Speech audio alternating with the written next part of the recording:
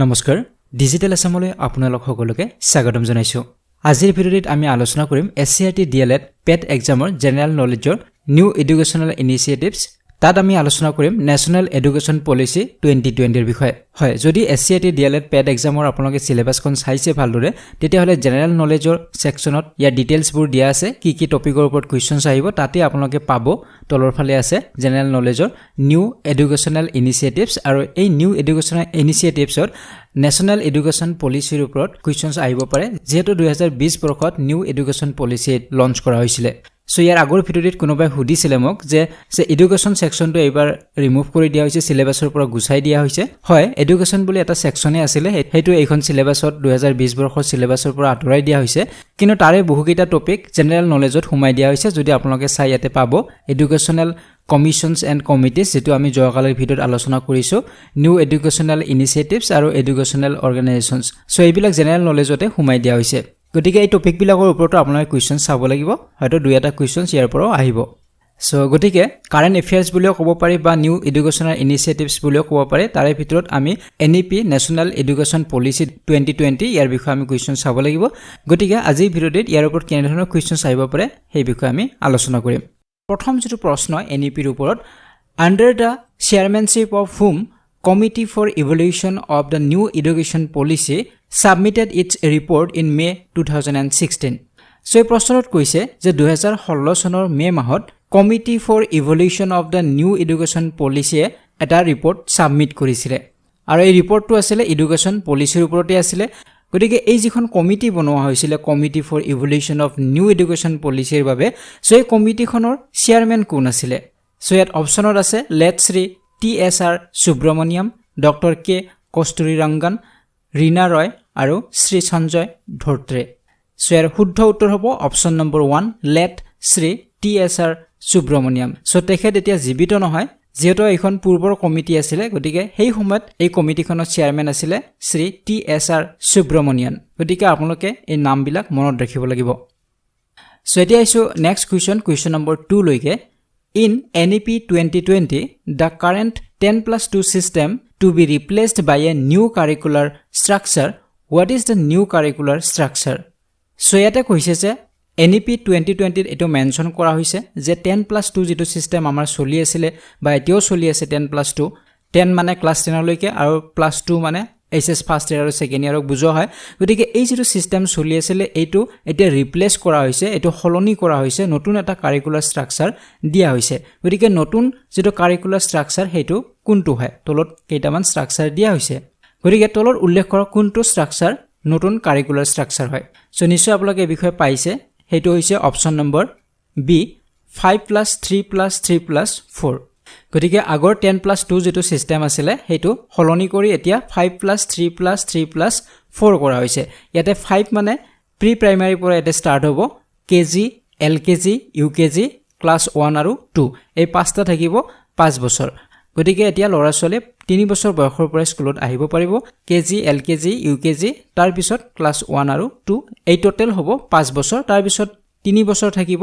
3 4 আৰু 5 তাৰ পিছত আকৌ 3 বছৰ 6 7 8 আৰু তাৰ পিছত 4 বছৰ 9 10 11 and 12 গতিকে এই নতুন ষ্ট্ৰাকচাৰটো দিয়া হৈছে গতিকে এটো আপোনালোকে মনত ৰাখিব এটা আইছো কোৱেশ্চন নম্বৰ 3 লৈকে according to the national education policy 2020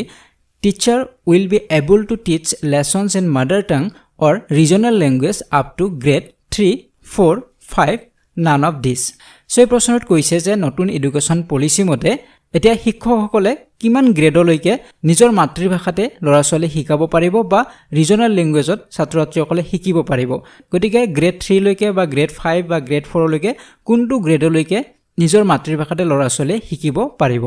so ইয়াৰ উত্তৰ হ'ব অপচন নম্বৰ সি গ্ৰেড 5 সো গ্ৰেড 5 লৈকে বা ক্লাস 5 লৈকে এতিয়া ল'ৰা ছোৱালী নিজৰ মাতৃভাষাতে শিকিব পাৰিব সো আপোনালোকে ইতিমধ্যে গমে পাইছে নিউজতো এই বিষয়ে চৰ্চা লাভ কৰিছে বা আমাৰ ষ্টেট এডুকেশ্যন মিনিষ্টাৰৰ এই বিষয়ে উল্লেখ কৰিছে যে ইংলিশ মিডিয়ামৰ ছাত্ৰ-ছাত্ৰীসকল নিজৰ মাতৃভাষাতে শিকিব পাৰিব বা শিকিব লাগিব গতিকে ক্লাস 5 লৈকে বা গ্ৰেড 5 লৈকে কোনো ছাত্ৰ-ছাত্ৰীকে কোনো এটা ভাষা ইম্পোজ কৰিব নোৱাৰিব জাপি দিব নোৱাৰিব জোৰ কৰি দিব নোৱাৰিব হিয়তে নিজৰ মাতৃভাষাত যেটো বেছি ভালদৰে শিকিব পাৰিব গতিকে নিজৰ মাতৃভাষাতে ক্লাস 5 লৈকে শিকিব লাগিব গতিকে উত্তৰ হ'ব অপচন নম্বৰ সি এতিয়া আহিছো কুৱেশ্যন নম্বৰ 4 লৈকে Who among the following was the chairman of newly constituted drafting NEP 2020 in June 2017? So এই প্ৰশ্নত কৈছে যে NEP 2020 ড্ৰাফটিংৰ বাবে বা খসৰা প্ৰস্তুত কৰাৰ বাবে 2017 চনৰ জুন মাহত এখন ড্ৰাফটিং কমিটি বনোৱা হৈছিল গতিকে তাৰ চেয়াৰম্যান কোন আছিল ইয়াতে অপচনত আছে বসুধা কামাত ডক্টৰ কে কস্তুৰীৰঙ্গন কে জে আলফন্স আৰু ৰামশংকৰ কুৰেল ইয়াৰ শুদ্ধ উত্তৰ হ'ব অপচন নম্বৰ বি ডক্টৰ কে কস্তুৰীৰঙ্গন গতিকে ডক্টৰ কে কস্তুৰীৰঙ্গন আছিল 2017 চনত যিখন ড্ৰাফটিং NEP 2020 বনোৱা হৈছিল কনস্টিটিউট কৰা হৈছিল গঠন কৰা হৈছিল খসৰা প্ৰস্তুত কৰাৰ বাবে গতিকে তাৰ চেয়াৰম্যান আছিল এতিয়া আছে কুৱেশ্যন নম্বৰ 5 লৈকে ministry of education was renamed as Ministry of HRD in which year so এই প্ৰশ্নত কোৱা হৈছে যে মিনিষ্ট্ৰি অফ এডুকেশ্যন যে এডুকেশ্যনৰ যেটো মিনিষ্ট্ৰি তাক ৰিনেম কৰা হৈছিল মিনিষ্ট্ৰি অফ HRD বুলি হিউম্যান ৰিসোৰ্স ডেভেলপমেন্ট বুলি কিমান চনত ইয়াক ৰিনেম কৰা হৈছিল সো অপচনত আছে 1956 1975 1985 আৰু 1989 গতিকে আৰু শুদ্ধ উত্তৰ হ'ব অপচন নম্বৰ সি 1985 সো 1985 ত ৰাজীৱ গান্ধী গভৰ্ণমেণ্টে এটো ডিসাইড কৰিছিল আৰু তেওঁলোকে চেঞ্জ কৰিছিল মিনিষ্ট্ৰি অফ হিউম্যান ৰিসোৰ্স ডেভেলপমেন্টলৈকে মিনিষ্ট্ৰি অফ এডুকেশ্যনক কিন্তু আপোনালোকে এইটো মনত ৰাখিব লাগিব যে এই বছৰ পুনৰবাৰ ইয়াক চেঞ্জ কৰা হৈছে মিনিষ্ট্ৰি অফ HRD ক চেঞ্জ কৰি এতিয়া মিনিষ্ট্ৰি অফ এডুকেশ্যন কৰা হৈছে গতিকে আপোনালোক হেটো সুধিব পাৰে যে মিনিষ্ট্ৰি অফ HRD ক হলনি কৰি কি নামেৰে এতিয়া জনা যায় বুলি আপোনালোক সুধিব পাৰে এতিয়া হ'ব মিনিষ্ট্ৰি অফ এডুকেশ্যন আৰু ইয়াতে কোৱা হৈছে যে কেতিয়া মিনিষ্ট্ৰি অফ HRD গঠন কৰা হৈছিল এটো হ'ব 1985 ৰাজীৱ গান্ধী গভৰ্ণমেণ্টৰ সময়তে কৰা হৈছিল সো এতিয়া আইছো নেক্সট কুৱেশ্যন নম্বৰ 6 লৈকে New policy aims for universalization of education from preschool to secondary level with 100% gross enrollment ratio in school by. So এই প্ৰশ্নত কৈছে যে নতুন যেটো এডুকেশ্যন পলিসি সেই পলিসিটোৰ এটা উদ্দেশ্য ৰখা হৈছে উদ্দেশ্যটো হৈছে যে প্ৰিস্কুলৰ পৰা একেবাৰে সেকেন্ডাৰী লেভেললৈকে যাতে 100% এনৰোলমেন্ট হ'ব পাৰে গ্ৰছ এনৰোলমেন্ট ৰেশিও হ'ব পাৰে স্কুল বিলাকত হেতু এটা উদ্দেশ্য ৰখা হৈছে গতিকে এই উদ্দেশ্যটো কিমান চনৰ ভিতৰত তেওঁলোকে ফুলফিল কৰাৰ এটা সিদ্ধান্ত লৈছে হেতু 2022 চন 2025 2030 নে 2035 সো ইয়াৰ শুদ্ধ উত্তৰ হ'ব অপচন নম্বৰ সি 2030 গতিকে 2030 চনৰ ভিতৰত 100% যাতে গ্ৰছ এনৰোলমেন্ট ৰেশিও হয় প্ৰি স্কুলৰ পৰা সেকেন্ডাৰী লেভেললৈকে হেতু এটা এইম ৰখা হৈছে নতুন এডুকেশ্যন পলিসিত এটা আইছো নেক্সট কুৱেশ্যন নম্বৰ 7 লৈকে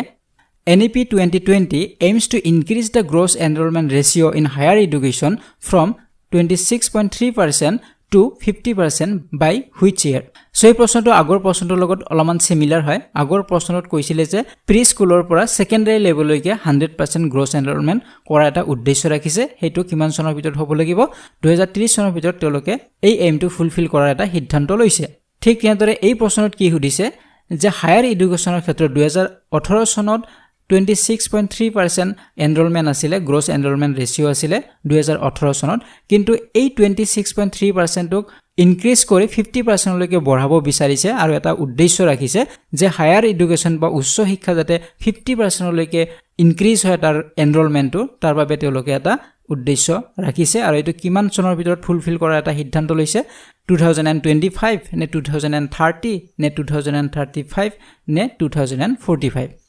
গতিকে ইয়াৰ উত্তৰ হ'ব অপচন নম্বৰ সি 2035 গতিকে অলপ কনফিউজন হ'ব পাৰে প্ৰি স্কুলৰ পৰা যেটো সেকেন্ডাৰী লেভেললৈকে হ'ব হেতু উদ্দেশ্য ৰখা হৈছিল 2030 ৰ ভিতৰত আৰু যেটো হায়াৰ এডুকেশ্যনৰ ক্ষেত্ৰত ৰখা হৈছিল 50% লৈকে হেতু হ'ব 2035 অপচন নম্বৰ সি হ'ব ইয়াৰ শুদ্ধ উত্তৰ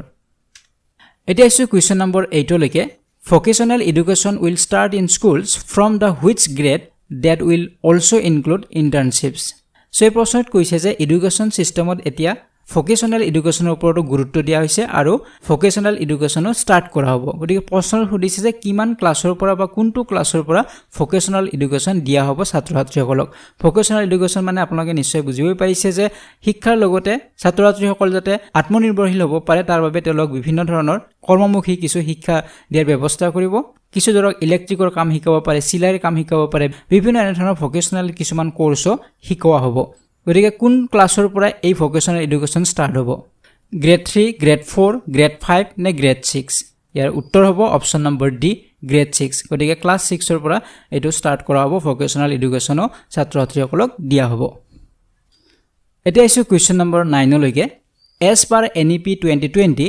NMM stands for so national education পলিচিত NNM বুলি উল্লেখ কৰা আছে গতিকে NMM মানে কি বুজাইছে তলত চাৰিটা অপচন দিয়া আছে গতিকে ইয়াৰ শুদ্ধ উত্তৰটো মই কৈ দিছো শুদ্ধ উত্তৰ হ'ব option number 1 national mission for mentoring গতিকে NEP 2020 ত নেশ্যনেল মিছন ফৰ মেন্টৰিংৰ কথা উল্লেখ কৰিছে ইয়াতে কি হ'ব যিবিলাক ৰিটায়াৰ্ড শিক্ষক হয় তেওঁলোকক এডুকেশ্যন সিস্টেমটো আৰু আগবঢ়াই নিয়াৰ বাবে বিভিন্ন ইউনিভাৰ্সিটি বা কলেজক পৰামৰ্শ দিয়াৰ বাবে তেওঁলোকক এটা সুবিধা দিব যদি কোনোবা ভাৰতীয় ভাষাবোৰ শিকোৱাৰ এবিলিটি আছে তেনেহলে তেওঁলোক সেই ভাষা শিকোৱাৰো এটা সুবিধা কৰি দিব গতিকে তেনে ধৰণৰ এটা পলিচি এটা লোৱা হৈছে ইয়াক কোৱা হৈছে নেশ্যনেল মিছন ফৰ মেন্টৰিং বুলি এতিয়া আহিছোঁ কুৱেশ্যন নম্বৰ 10 লৈকে which ministry has been renamed as the Ministry of Education so অলপ আগতে আপোনাক এই কথাখিনি মই কৈছিলোঁ যে কোনটো মিনিষ্ট্ৰি অফ এডুকেশ্যনলৈকে ৰিনেম কৰা হৈছে পুনৰ নামকৰণ কৰা হৈছে সো অপচনত আছে ministry of commerce and industry ministry of home affairs ministry of human resource development ministry of social justice গতিকে কোনটো উত্তৰ হ'ব আপোনালোকে নিশ্চয় ধৰিব পাৰিছে উত্তৰ হ'ব option number C ministry of human resource development যাক চমুকে মিনিষ্ট্ৰি অফ HRD বুলি কোৱা হয় গতিকে পূৰ্বৰ মিনিষ্ট্ৰি অফ HRD হলনি হৈ এতিয়া মিনিষ্ট্ৰি অফ এডুকেশ্যন কৰা হৈছে সো এতিয়া আহিছোঁ আজিৰ ভিডিঅ'টিৰ শেষৰটি প্ৰশ্ন কুৱেশ্যন নম্বৰ 11 লৈকে in July 2020 the government unveiled the new education policy to introduce several changes to the Indian education system which policy will it replace so এটা কৈছে যে 2020 চনৰ জুলাই মাহত চৰকাৰে এটা নতুন এডুকেশ্যন পলিচি এটা ইন্ট্ৰোডিউস কৰিলে সেই নতুন পলিচিটো পূৰ্বৰ কোনটো পলিচিক হলনি কৰি বনোৱা হৈছে NEP 2020 নেশ্যনেল এডুকেশ্যন পলিচি 2020 পূৰ্বতে কি নামেৰে জনা গৈছিল সেই প্ৰশ্নটো আমাক ইয়াত সুধিছে গতিকে ইয়াতে দিয়া আছে অপচনত national policy on education 1986 national policy on education 1987 national policy on education 1983 আৰু নেশ্যনেল পলিচি অন এডুকেশ্যন 1990 গতিকে উত্তৰ কোনটো হ'ব উত্তৰ হ'ব অপচন নম্বৰ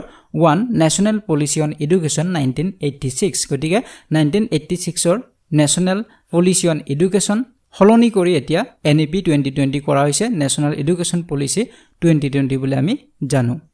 সো আজি ভিডিঅ'ত এই 10টা আমি কুৱেশ্যন আলোচনা কৰিলো জেনাৰেল এৱাৰনেছ সেকশনৰ NEP 2020 ৰ বিষয়ে গতিকে যদি ভিডিঅ'টি ভাল লাগিছে লাইক আৰু শেয়াৰ কৰিব যদি প্ৰথমবাৰ চেনেলত ভিজিট কৰিছে তেনেহলে চেনেলটি সাবস্ক্ৰাইব কৰক আৰু কাষৰে থকা বেল আইকনটি প্ৰেছ কৰিবলৈ একেবাৰে নপৰিব পৰৱৰ্তী ভিডিঅ'ত পুনৰবাৰ লগ পোৱাৰ আশাৰে আজিলৈ বিদায় লৈছো ধন্যবাদ